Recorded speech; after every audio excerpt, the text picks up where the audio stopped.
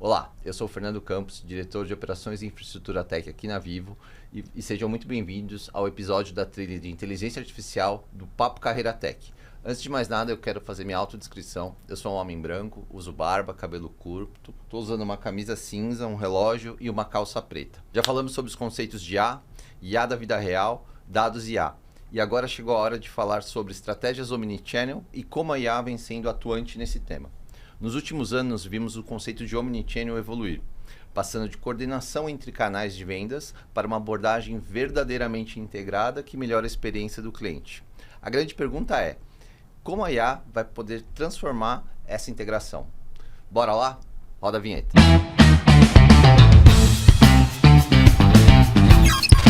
Antes da gente começar, eu quero apresentar os nossos convidados. E para começar, eu queria chamar o Henrique Cordeiro. Bem-vindo, Henrique. Obrigado por estar com a gente. Muito obrigado. Olá, pessoal. Sou o Henrique Cordeiro Florido, diretor de dados, IA e hiperautomação da Minsight. A Minsight é uma consultoria espanhola de integração de sistemas e eu vou fazer aqui minha autodescrição. Eu sou um homem branco, calvo, uso barba preta, rala, estou de camisa preta e uma calça bege. Boa, obrigado, Henrique. Obrigado por estar com a gente. E Lica, muito bem-vinda novamente, nossa co-host aqui da nossa mini trilha. Bem-vinda, Lica. Obrigada, Fernando. Bom, eu sou a Adriana Lica, eu estou hoje na posição de dados e inteligência artificial, mas estou aqui na Vivo há mais de 20 anos, atuando sempre com a área de tecnologia. Nessa área de dados e IA agora, é um presente, tá? Nessa área, porque a gente tem muito consumo de dados aqui dentro da Vivo, a gente sempre teve dados como algo bastante estratégico aqui na nossa posição, né? E IA se juntou agora para dar essa cerejinha do bolo, né, de poder usar isso em muito mais aplicações. Também vou fazer minha autodescrição. Eu sou uma mulher oriental, de cabelos negros na altura dos ombros, de olhos pretos, uso óculos para perto, então agora eu estou sem óculos, estou vestindo uma camiseta branca e uma calça preta. Obrigada. Boa, Lica, bem-vinda. Obrigado de novo por estar aqui com a gente. E além da Lica, para fechar nosso time aqui de convidados, está a Sheila Scandurra, tá certo? Falei tá correto? Certo. Scandurra? Sheila, muito bem-vinda. Obrigada por topar que tá com a gente. Obrigada, Fernando, pelo convite. Eu sou gerente sênior de experiência de clientes B2B dentro da estrutura da diretoria executiva de experiência de clientes aqui na Vivo.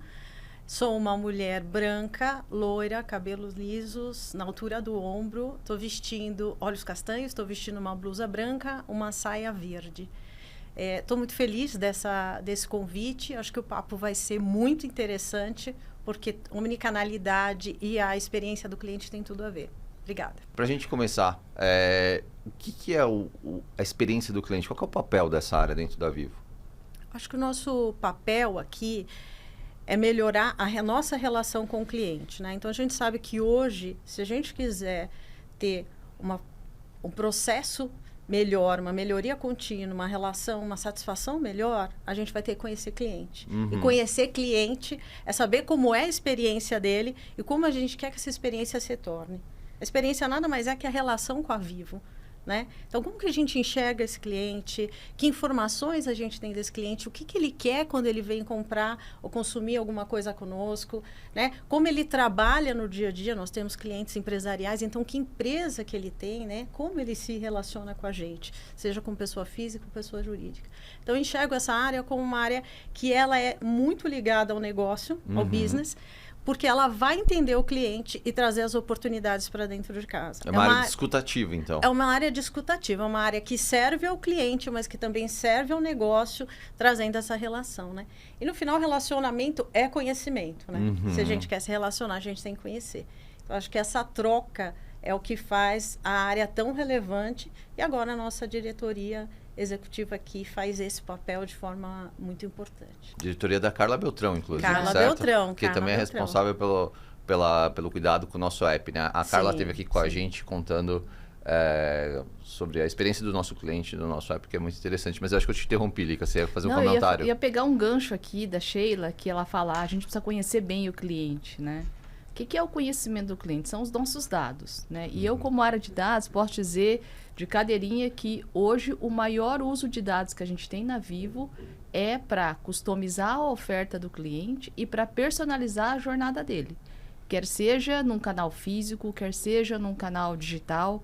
é essa omnicanalidade que a gente conseguiu construir com muito uso de tecnologia, de processamento de dados, de criar uma experiência diferente, porque esses dados são trabalhados hoje através de inteligência artificial, que permite dar essa boa experiência do cliente, essa jornada mais fluida. E já vem de algum tempo, né, Lica? A gente já vem aí alguns anos trabalhando o dado de cliente, né? E nessa jornada da inteligência artificial com vocês também trabalham muito forte. E agora acho que a importância disso, né, no mercado apareceu mais, mas a Vivo já vem nessa jornada há algum tempo, né, e usando isso com muita responsabilidade, né, com muito olhando a visão do cliente para poder aplicar de uma forma importante, né? O app é um case, né? É um case que a gente tem agora, totalmente personalizado, né? Relançado, pensado no cliente, né? Acho que hoje o app, ele traz uma visão realmente na prática de tudo que a gente conseguiu construir, né? Então, se dependendo do produto que o cliente tem, ele tem opções dentro do app diferente. Dependendo do ciclo de vida que ele está, ele tem uma jornada diferente. Dependendo do momento que ele está vivendo com a gente, se ele tem alguma solicitação feita de serviço, sei lá, ele abriu um ticket para receber um técnico na sua casa, ou se ele abriu um ticket para a gente analisar uma fatura dele, tudo isso também a gente leva para dentro dos canais, para que ele consiga enxergar que ele está tendo essa visibilidade para dentro da nossa empresa. Né? Até para a gente, para ver se eu entendi direito e para a gente também situar a nossa audiência. Quando vocês falam de omnicanalidade, a experiência do cliente continua independente do ponto de contato que ele tem com a gente. Então, ele começa no aplicativo e pode continuar numa loja ou depois fazer uma ligação no call center. Uma jornada fluida de relacionamento com a gente. Uma integração contínua. Continua sendo o mesmo atendimento, é isso? É isso aí. E agora a pergunta do milhão, né? Já vamos começar aqui aquecendo. Onde a IA entra nisso? A IA entra, Fernando, principalmente no processamento dessas informações através dos grandes algoritmos de machine learning, né? Para poder, através de complementos de outros itens de tecnologia, como APIs, como integrações, levar isso para os nossos canais, né? Então, se o cliente, por exemplo, tem uma oferta que ele navegou lá dentro do nosso e-commerce, mas ele não chegou a efetivar a compra, se ele entrar, por exemplo, no call center para perguntar alguma coisa, a gente consegue dar essa informação para o atendente para dar uma continuidade nessa jornada dele. Não, peraí. Eu tava lá no e-commerce e eu olhei lá, sei lá, um iPhone 16, né? Que lançou agora aí e não fiz a compra. Exatamente. Quando eu ligar no call center, o atendente do call center, ele vai me sugerir o iPhone 16 que eu estava vendo no site? Não só vai sugerir, como eu também faço abordagens através de outros canais, por exemplo, como o WhatsApp, né? Aí já proativo. Proativo, exatamente. Olha, para você cliente que não converteu, que não realizou a compra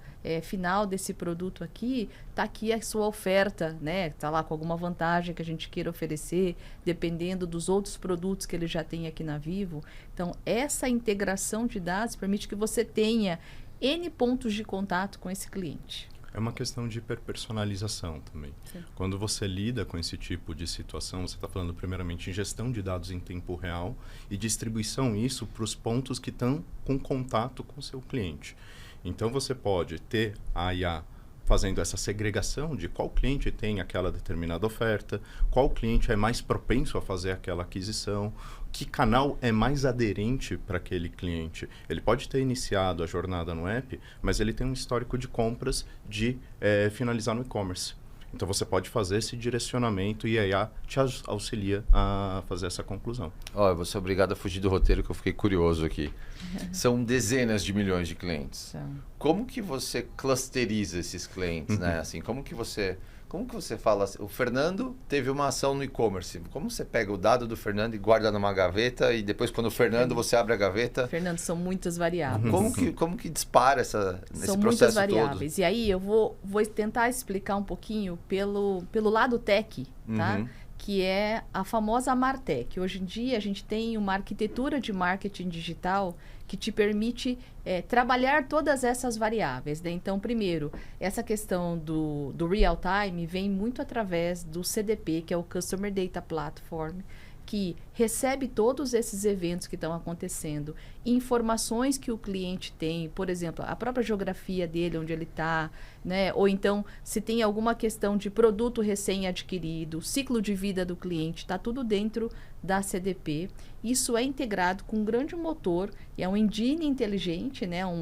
Uma plataforma que recebe o tratamento desses algoritmos de inteligência artificial, que usando esses dados que vêm da CDP, faz uma jornada, que a gente chama de Journey Builder, para os diferentes canais. Por quê? Cada cliente tem o seu canal preferencial, tem uma preferência de um produto e serviço, ou tem uma frequência de acesso num determinado canal. Tudo isso é trabalhado e, de acordo com o cliente, de acordo com os canais que ele acessa, a gente vai ofertando ou atendendo esse cliente para dar a melhor experiência dele. E quando a gente interage com esse cliente, a gente sabe por onde ele percorreu? Sabe. Sabe. É a retroalimentação, né? Porque a grande beleza da Martech não é só eu ter o dado estático, mas ter essa dinamicidade. Né? Até, por exemplo, hoje, né, se ele acessa a rede social e nos busca, por exemplo, estou buscando pela marca Vivo, ou estou fazendo uma pergunta num canal que é da Vivo, a gente traz isso e trabalha retroalimentando essa cadeia de dados para poder fazer a oferta para o cliente. E esse ponto é super interessante, Fernanda, porque tem aqui uma concepção que os modelos de IA, principalmente de machine learning, são estáticos. Eles não são estáticos, você tem que ter um retreino constante, você tem que ter uma monitoria disso. Então, quando você nos questiona, mas como que ele sabe? Ali por debaixo do capô você tem toda uma questão de clusterização, aplicação de técnicas como K-means, que vai fazer toda a divisão do cliente e vai retroalimentar isso. Esse modelo está treinado, ele está vivo. Se ele não for retroalimentado, se você não acompanhar se ele vai fazer um drift, que ele vai perder a acuracidade, você talvez faz o toque no cliente incorreto ou no canal incorreto. Então, todas essas ações, se ele efetivou, não efetivou, isso volta no modelo e aí você toca ali no que a gente chama de acompanhamento desses modelos produtivos, o MLOps, garantir que esse modelo está consistente ao longo do tempo. Agora, Acho que diga, é só, por favor. eu achei super interessante o teu ponto, porque isso de alguma forma toca em como a gente, enquanto marca, quer se posicionar, quais são os nossos processos e como a gente tem que garantir essa acuracidade de informação na ponta nos canais, né? E também um posicionamento nosso para que essa IA possa agir, possa atuar com os clientes, seja em oferta ou seja até em relacionamento, de uma forma que é a mais desejável para o negócio? Seguramente. Porque vamos imaginar que você está com um algoritmo que ele faz uma proposição de oferta que é de um produto que ele não tem o histórico, ou que é um canal que ele não tem propensão, ou é um tom de mensagem que não é adequado para aquele cliente. Isso pode ser identificado se o modelo fez um drift, se ele não fez um drift, se ele está curado, se ele não está curado. Se você fizer a monitoria constante, você começa a ter o grau de eficácia do modelo. E você vai calibrando para permitir a hiperpersonalização, a jornada que ela é a mais coerente para aquele cliente, você garante que a sua marca está sendo posicionada de uma forma que o cliente sinta vontade de interagir com você novamente. Olha, eu não sei vocês, mas eu achei que a Sheila estava anotando e vai fazer uma especificação já. Eu como oportunidade. Lica, eu tô aqui só. Eu tava gravando. Mas vai chegar. Tem uma oportunidade aí, né? Muito. E eu acho que uma coisa também que a gente está falando muito agora é que o cliente muda, a Vivo muda, né? Os produtos e serviços mudam. E eu acho que a beleza que a gente enfrenta agora com a inteligência artificial não é um processamento que acontece uma vez e a gente vai lá e fica insistindo num determinado dado com o cliente no mesmo canal. Não, isso é dinâmico. Né? Então, automatizar essas esteiras, que são os MLOps, né? Os Machine Learning Operation, toda essa automação e o drift que ele fala esse modelo ele é monitorado. Sim. Se ele começa a degradar, os clientes não estão convertendo mais. Né? Ou os canais, esse canal está deixando de ter uma audiência importante. Né? Então, tudo isso é dinâmico e aí o modelo começa a degradar e a gente tem que inserir novas variáveis. Isso que você falou, mas como é que são tantos dados? São muitas variáveis, Fernanda. Assim, a gente tem hoje 4 grandes algoritmos só para montar o NBA, que é o Next Best Offer, né? O NBA, o Action. Aquele no carrinho de compras no site, no Isso, checkout, mostra quem isso. comprou isso, também comprou tal quem coisa. comprou isso, compra aquilo, é um dos, né? Existem vários outros algoritmos Tem o case que são famoso do fraldas e utilizados. cervejas, né? Fraldas e cervejas, Esse é exatamente. genial. Mas é essa dinamicidade que faz com que a gente tenha que ter muita potência de processamento e muita automação para não deixar o modelo ficar desatualizado. Né? E o cliente sentir isso, que é o pior, né? Assim, putz, a oferta que a Vivo está me fazendo não é o que eu quero. Né? Ou agora eu estou nesse determinado ponto do meu ciclo de vida, eu queria ouvir outra coisa da Vivo. E não é o que está aparecendo para mim nos canais. Então, a desatualização do modelo ela pode acontecer, seja porque mudou o portfólio de produtos, por exemplo, então você precisa readequar as ofertas, mas também pelo comportamento do cliente, de acordo com o momento que ele está. O que funcionava para o cliente num determinado momento já não funciona mais essa comunicação e aí precisa treinar o modelo novamente. Não, porque quando a gente fala de treinar o modelo, a gente, para mim, pelo menos, passa às vezes uma mensagem de que é uma coisa estática, né? Não tem o continuar treinando, né? É o treinar, ponto. Não é ponto, pelo jeito. Não é. Nunca treinar. vai ter um ponto. No treinar, vírgula. Processo rotineiro, né? Melhoria continua mesmo, né? A seguinte situação, você tem a sua vida acontecendo. Você tem hoje um determinado plano, você tem um determinado aparelho, você tem uma determinada situação financeira. Você mudou de emprego, você mudou sua situação financeira, você teve um filho, você precisa expandir seu plano, você de alguma forma não vai ter a mesma necessidade que você tinha no momento 0, agora você está no momento 1. E seus dados vão refletir isso, porque sua interação com a rede social vai demonstrar isso, a sua interação com a app vai demonstrar isso, a sua interação de busca vai demonstrar isso. Se eu manter aquele modelo estático, ele não vai refletir a tua realidade, o seu NBO não vai ser o efetivo. E aí vem uma característica muito interessante que a Lika levantou muito bem esse ponto, que é as características das variáveis. Existe um ponto, quando você faz o treinamento de modelos de Machine Learning e Deep Learning, que é o Feature Selection. Você pega todo aquele conjunto de variáveis e você coloca ele numa pré-processamento, vamos colocar assim, para fazer um peso. E você vai chegar num ponto que você vai falar, não necessariamente a região ela é relevante para o modelo, mas esse comportamento é relevante, essa faixa etária é relevante, e você vai calibrando o modelo para ele ser mais adequado. E não é só um modelo. Você vai ter vários modelos sendo acoplados numa esteira de decisão. Deixa eu só comentar uma notícia que saiu no Estadão dessa semana, né? Que não tem a ver com omnicanalidade, mas mostra um exemplo claro dessa correlação de o que uma variável tem a ver com a outra, né? Esse mundo todo de bets que a gente está vivendo agora, que está super na mídia, né? A Clave, que é uma das empresas que a Vivo investe como Venture Capital, ela fez um estudo e foi para o Estadão dessa semana do impacto que clientes que vão buscar por créditos no mercado agora passam a ser impactados pelas bets. 30% dos clientes que buscam crédito já no mercado têm acesso a aplicativos de bets. Então, assim, existe uma correlação. Se você jogasse no modelo, fatalmente a variável acesso a plataformas de bets teriam a ver com clientes que têm uma aquisição maior de crédito. E isso já traça um comportamento de um traça cliente. Um comportamento, perfil, é isso. Então, essa correlação entre variáveis, ou a feature selection, que a gente chama, é um dos primeiros passos que a gente precisa fazer na hora de construir um modelo para achar essa correlação de zilhões de dados, o que uma coisa tem a ver, que se correlaciona melhor com a outra. Eu acho que nesse ponto, acho interessante essa tua colocação, Lika, porque o nosso negócio está sempre mudando, né? Então, nós não temos só conectividade, nós temos serviços digitais, nós temos saúde, nós temos educação, e essas variáveis precisam existir nesse modelo para que a gente saiba também quais são os potenciais de negócio que a gente tem para oferecer para o cliente desses novos negócios, né? Desses negócios mais digitais. Não eram os nossos negócios tradicionais e agora passam a ser.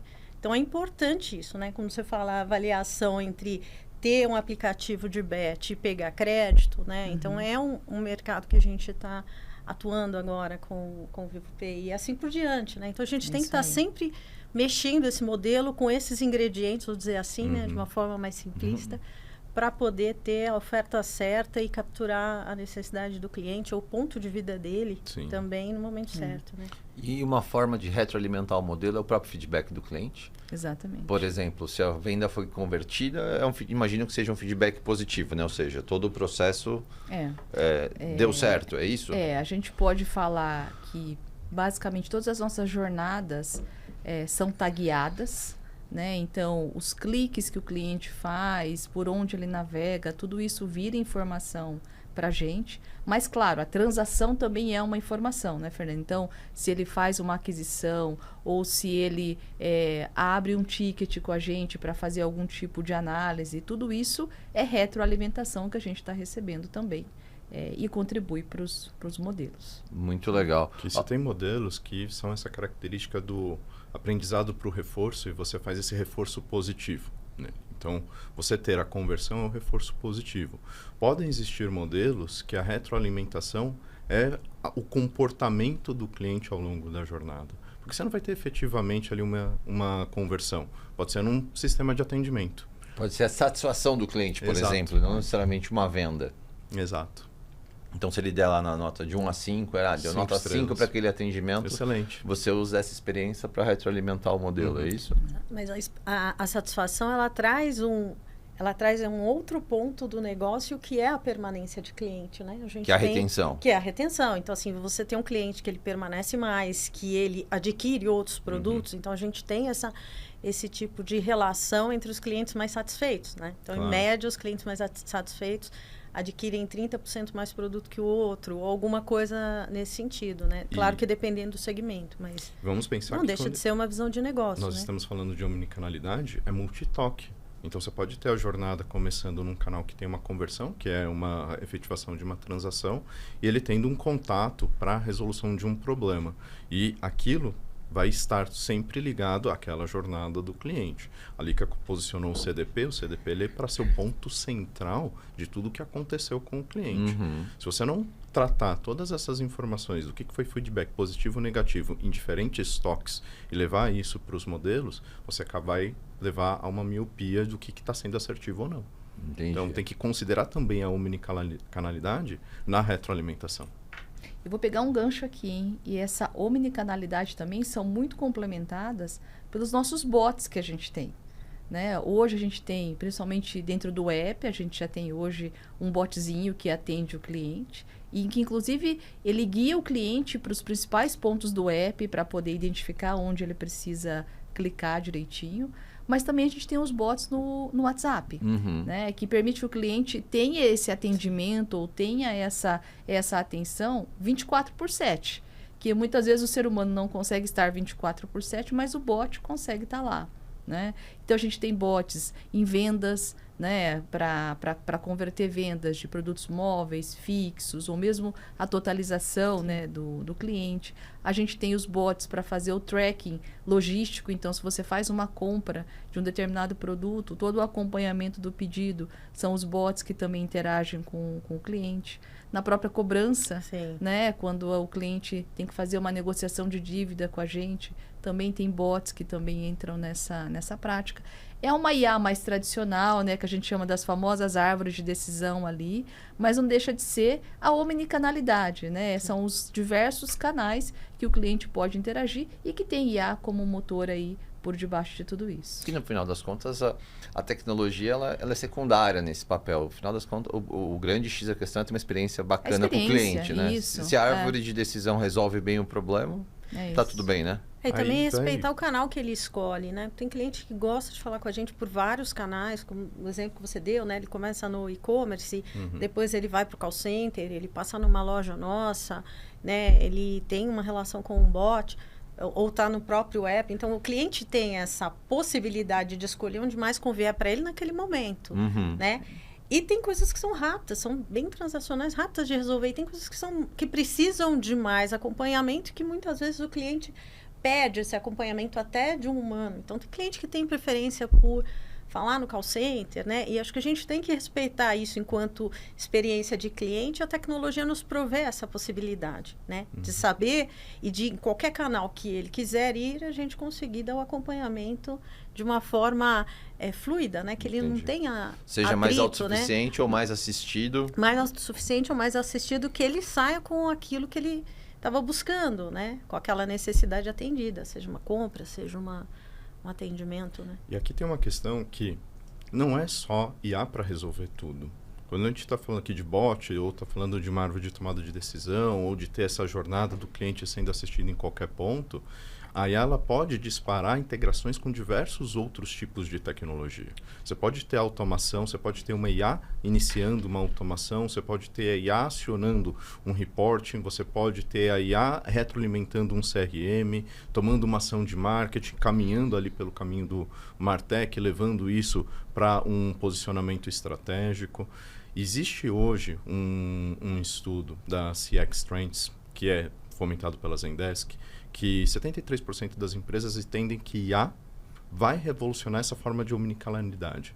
Mas quando você vai lendo o estudo, é a IA apoiada por algo mais.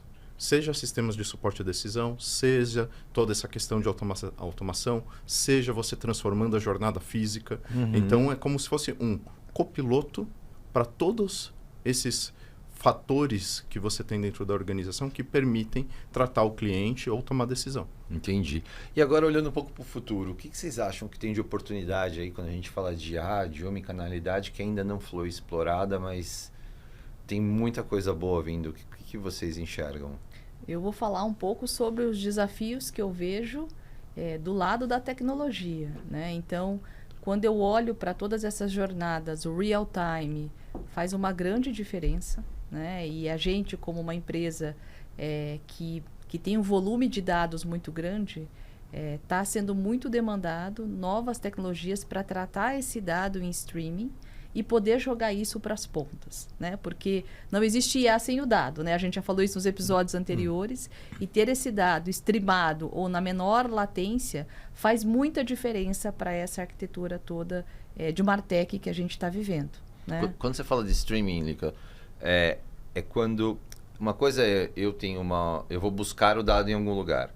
O streaming é a mão contrária, né? Como eu transmito o dado a partir de um evento que aconteceu, eu mando para um destino. É isso que você está falando das pontas, isso. Certo? Vou dar um exemplo. A gente usa muito telemetria, né? Sei lá, os dispositivos de internet das coisas, por exemplo, de IoT. Esse dispositivo, ele fica emitindo dado a todo momento, né? Então, esse dado precisa ser feito uma ingestão em streaming, né? Então, muitas tecnologias real-time permitem já receber esses dados telemétricos de vários dispositivos. E a gente aqui, como área de telecomunicações, o 5G, o 5,5G que está vindo por aí, o próprio Wi-Fi 6, Wi-Fi 7, vão permitir cada vez mais conexões de dispositivos. E isso vai demandar mais dados telemétricos ainda. Que então, mais eventos serão gerados. Mais eventos serão gerados. E cada vez mais desestruturados, né? Naquela versão de tabelinha pronta, já não é mais o nosso dia a dia tão frequente. Né? Bons tempos do banco relacional, né? Bons tempos do banco relacional. Né? Mas esses dados não estruturados vão ser muito a nossa realidade daqui para frente. Então, você acha que você prevê pela frente ainda um desafio ainda maior, uma vez que o volume de dados vai aumentar, o número de dispositivos nas pontas, né, vai aumentar? Exatamente. E na oportunidade da experiência do cliente, né? Porque o aumento dessa volumetria de dados vai trazer um desafio tecnológico. Por outro lado, uma vez superado esse desafio, ele vai levar a oportunidade para o cliente. Como que você vê de oportunidade assim, para o futuro? Eu vejo você já tem umas ideias aí? Dá para contar umas ideias que você já tem aí? Eu vejo a IA muito presente em praticamente todas as jornadas. Quer seja através de uma ajuda que ela pode dar para um atendente nosso, de um vendedor nosso, ou mesmo para guiar o cliente na jornada. Né? Então, eu acho que cada vez mais a IA vai estar na ponta. Né? Vai estar no nosso dispositivo, no smartphone. Ela vai estar, talvez, vocês viram os anéis já, né, que estão saindo agora da Samsung. Isso cada vez mais vai ser interativo. os modelos vão deixar de ser os LLMs para ser os LAMs, né? Que são os Large Action Models. Eles vão interagir, eles vão transacionar. Né? Isso que a gente viu muito incipiente naquele Rabbit que você pode pedir, ó, compre uma passagem, sei lá, minha mãe é de Londrina, lá no Paraná, compre uma passagem para Londrina. Para mim, eu acho que cada vez mais isso vai ser frequente. Comando de voz, eu acho que é outra tendência, que para cliente, pensando na experiência do cliente, ele não vai querer, não vai ter tempo ou paciência para digitar mais. Ele vai interagir por voz, ele vai querer esse botão que a gente usa hoje para falar no WhatsApp, por exemplo, ele vai querer falar com a gente num bot por um botãozinho. Né? E mandar uma mensagem, a gente interpretar isso e transacionar através disso. Hoje é muito informacional. A gente deve migrar muito isso para o transacional também. Transacional. E você, Henrique, o que você vê que vem pela frente? Eu entendo que ainda tem uma fronteira que é a integração do offline com o online. Uhum. Então, hoje, quando você tem uma experiência em loja física, você já tem aplicações que conseguem fazer o monitoramento do comportamento do cliente, o que ele tem de atenção, por onde ele caminhou. Mas essa integração e o que a gente fala do edge computing, o que está sendo processado ali na ponta, ele é um desafio hoje para você trazer dentro dos modelos de IA. Por capacidade de processamento ou por existência de modelo? Não. Por latência e por uma questão de privacidade. Então, toda essa mecânica de como nós vamos conseguir interagir mais com o que são essas aplicações tidas como offline, mundo real, trazer isso para dentro dos modelos e tratar isso de uma forma segura, eliminando viés e com proteção da informação, é um tema que ainda precisa de um amadurecimento e precisa de um espaço para ser experimentado e comprovado, principalmente aqui no Brasil. A gente já tem algumas experiências fora, então acho que todo mundo viu a questão ali da loja da Amazon, que você entra e não tem nenhum agente humano, ou que você tem algumas cadeias de lojas na Europa que você consegue fazer pagamento com palma da mão. Tudo isso exige toda essa questão de gestão em tempo real, tratar o edge, levar isso para modelos, avaliar o comportamento. Mas hoje no Brasil a gente ainda não tem um avanço tão prominente nesse sentido. Bom, tem muita oportunidade pela frente, Com então, né, pela descrição. Mas você sabe que quando você estava falando, eu fiquei preso numa coisa que a Lika falou do anel. Uhum. Eu só fiquei pensando, Lika, o IoT, quem imaginava que 20 anos atrás a gente discutia que o anel ia fazer parte do IoT, né? Pois Sim. É assim, algo que parece coisa de filme, né? filme, E hoje em dia a gente está presenciando isso, hoje. comparando, né, a evolução da tecnologia e hoje está discutindo. Era uma coisa, sei lá, meio missão impossível, né? São os Aquelas vestíveis, né, que a gente chama, Sim, ou os wearables, né? Aham. Então começou com os óculos, né? Não os de imersão, né? Mas esses que têm a realidade ampliada, né? Então a própria Meta lançou, né? Então, tipo, sei lá, eu só faço bike, né? Sair com um óculos desse. Você pedala com óculos. E poder gravar ou emitir, porque ele consegue postar online em rede social. Então, você está tendo uma experiência, você pode gravar e mandar isso para sua rede social. Então, é uma experiência diferente que a gente passa a ter. É muito imersivo, né? É isso. Então, Legal. esses vestíveis eu acho que vão crescer muito, Fernando, porque tudo mexe no final com a experiência do cliente. Né? É como ele se sente ou como ele é melhor atendido através dessas tecnologias. Que incrível isso. E você, Sheila, o produto final dessa tecnologia toda, o que você acha que ainda pode agregar de valor no tema de omnicanalidade, pensando na experiência para o cliente? Assim? O que você vê de espaço ainda, que a tecnologia pode te trazer? Eu acho que o espaço, a gente vai aprendendo isso conforme ela vai acontecendo, claro, mas acho que nós temos espaço agora para que a gente possa tratar essas informações todas que vão chegar de uma forma a personalizar cada vez mais. Isso a gente já tem feito, mas eu acho que isso é constante, não podemos perder um pouco do que o Henrique e a Lika comentaram. Eu acho que o nosso desafio agora é tratar com as diversas gerações que a gente tem como clientes, os perfis, então tanto um cliente residencial quanto um cliente que não é residencial, como que a gente trata isso olhando para o toque do cliente na IA, mas também olhando para dentro dos nossos processos. Acho que isso vai trazer muita reflexão para a gente dentro de casa, de como a gente pode fazer coisas mais rápidas, coisas mais fluidas,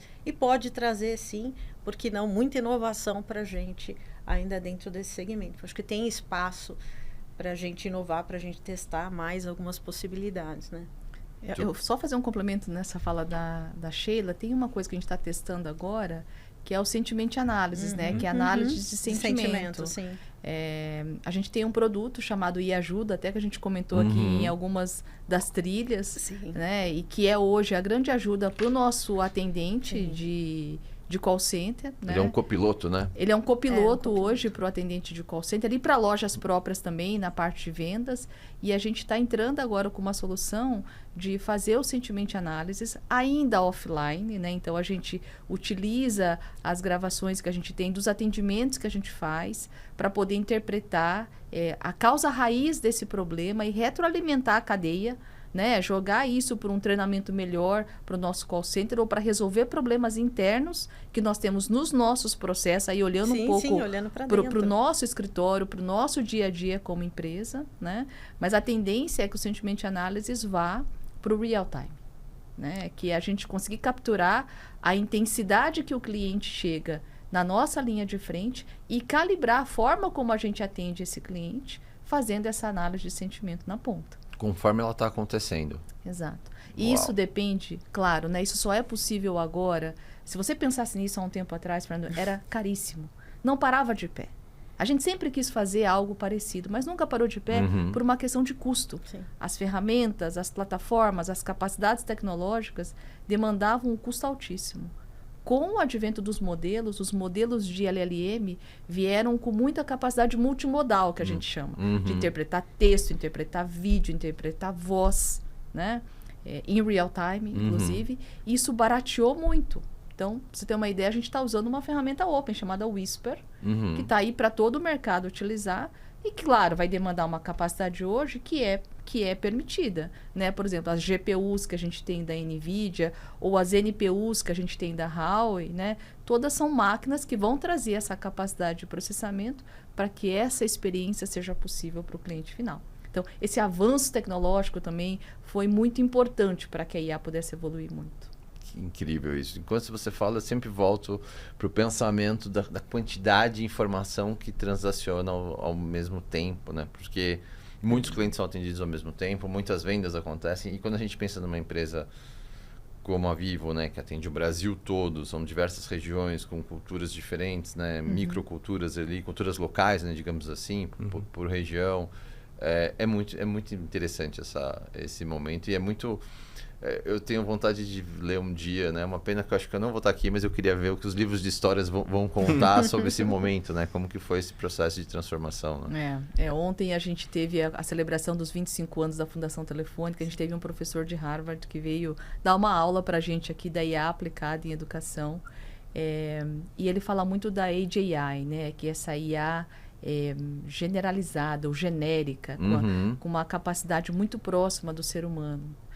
Talvez a gente não vá ver isso, Fernando, porque acontece na nossa vida profissional, né? Daqui uns 10, 20 anos, né? Mas ela vai acontecer.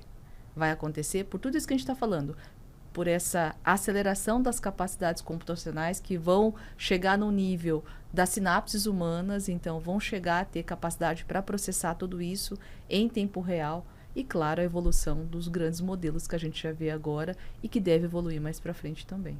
Boa. A gente está caminhando para a reta final aqui do nosso bate-papo, mas eu queria fazer uma pergunta para vocês que eu acho que pode ser útil para a nossa audiência, até para quem está começando nessa jornada, né? Quem está olhando para o tema Omnichannel ou quem está olhando para o tema Omnichannel associado à IA, né? E aí a minha pergunta para vocês é como que a gente implementa IA pensando nos desafios técnicos e não técnicos? Quais são as lições aprendidas? O que vocês podem compartilhar com a nossa audiência de que, né, digamos, um caminho a seguir para a gente fazer a adoção do Omnichannel? Uma pergunta super ampla, super difícil de responder. Mas deixo aqui um ponto que em todos os projetos que nós lidamos na Minsight de adoção de IA para toque ao cliente, comece com modelos que você tenha capacidade de treiná-los e testá-los em ambiente controlado. Então, faça um teste primeiro numa aplicação, valide aquele modelo, veja toda essa questão da ingestão do dado, valide a sua infraestrutura, garanta que você está com a melhor arquitetura. Se você está com um modelo on-premise, talvez você colocar isso face a um app e levar todo o throughput de acesso, você vai ter um problema. Avalie qual é o hiperescalador que pode te auxiliar. Se o modelo de LLM que você está trabalhando é o adequado, você pode estar com um grande modelo, mas você, né, não necessariamente precisa dele. Você pode ter a necessidade de um pequeno modelo para lidar com aquela situação. E acompanhe desde o começo. Acompanhe as métricas do modelo, o que ele está tendo de erros, o que ele está acertando, o que ele está errando, para você conseguir não gerar uma experiência ruim pela adoção de IA. Comece pequeno e depois escale e monitore. Mas puxando um pouco esse gancho também de quais são, né, que desafios a gente teria ainda, eu falo muito de governança de dados sempre. Para trabalhar todo esse volume de dados, tem que ter muita governança, quem acessa, políticas de cleansing que a gente tem, de limpeza que a gente tenha desses dados, porque não dá para manter tudo o tempo todo, né? De fato, a democratização do dado depende de um bom catálogo de dados para que a empresa possa utilizar também. E do lado do não negócio aí, do não técnico, eu falo muito de processamento de linguagem natural, porque isso não é mais puro tecnologia, né? Pessoas bem letradas, pessoas que dominam a nossa língua, que têm uma boa compreensão de texto, ela vai colaborar muito no treinamento dos modelos de inteligência artificial.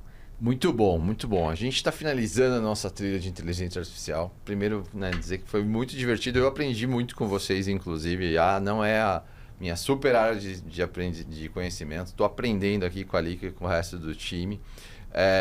Obrigado por vocês compartilharem. Antes da gente se despedir, eu queria pedir a vocês para deixar uma dica de ouro para nossa audiência, o pessoal que está interessado em não só trabalhar em IA, mas nesse tema, né, de aplicar IA na omnicanalidade. Henrique, se você pudesse deixar uma dica, qual seria essa dica? Não se limite a um tipo só de campo da IA. Existem muitas aplicações. Então, hoje, existe uma tendência de falar que tudo é generativo. Nem tudo você resolve por generativo. Então, existe uma caixa de ferramentas muito grande. Explore. Cuidado para não seguir a hype, né? Só não ir atrás da... existe muita coisa interessantíssima, muito mais rápida e fácil de se implementar, muito mais segura, explicável, que você consegue decolar modelos rapidamente. Boa. E você, Lika, qual que é a tua dica de ouro aí para nossa audiência? Como a nossa audiência é tech, eu vou dizer assim, estudem Martech. Porque todo mundo fala de Martech, mas eu acho que pouca gente usa da forma correta. E a IA, para ser aplicada na omnicanalidade, ela depende dessa arquitetura digital para ser bem colocada nos melhores momentos, da melhor forma para o cliente. Então, Martech é a minha dica de hoje. Boa. E você, para fechar, Sheila? Acho que a minha dica é, para quem está entrando nesse mundo agora, contar com pessoas que conheçam dos processos, né, de dentro da empresa onde você vai implantar isso, que tenham diferentes visões para complementar a visão técnica dos times, poder colaborar nesse momento de construção, para garantir que aquela tomada de decisão, que aquelas informações vão ser usadas da melhor forma para o cliente também. Muito bom, muito bom. Muito obrigado a todos vocês. E antes de ir, deixa eu dar um recado. A gente ainda tem 2 episódios nessa temporada, que os temas serão 50 a mais, né, em tecnologia. E tecnologia fora da bolha, que é um tema muito legal também, que vai falar de um olhar de tecnologia diferente do que a gente está acostumado aqui. Tá imperdível esse episódio. Então, continue acompanhando a gente por aqui. E além disso, não esquece de seguir a gente nos canais, né, no YouTube, no Spotify, para não perder nenhum dos episódios. Para acompanhar as nossas vagas abertas na Vivo, tem um QR Code, é só escanear aqui o QR Code que a gente tem. Você tem acesso direto às oportunidades, tá? E para quem está ouvindo por áudio, tem um link, né, aqui na descrição do nosso episódio, tá bom? A gente também tem diversos conteúdos, né, e temas relacionados ao canal de carreira, focado em desenvolvimento profissional e tecnologia. É só conferir, a gente também, os links estão aqui embaixo. Por hoje é isso. Obrigado, até a próxima. Tchau.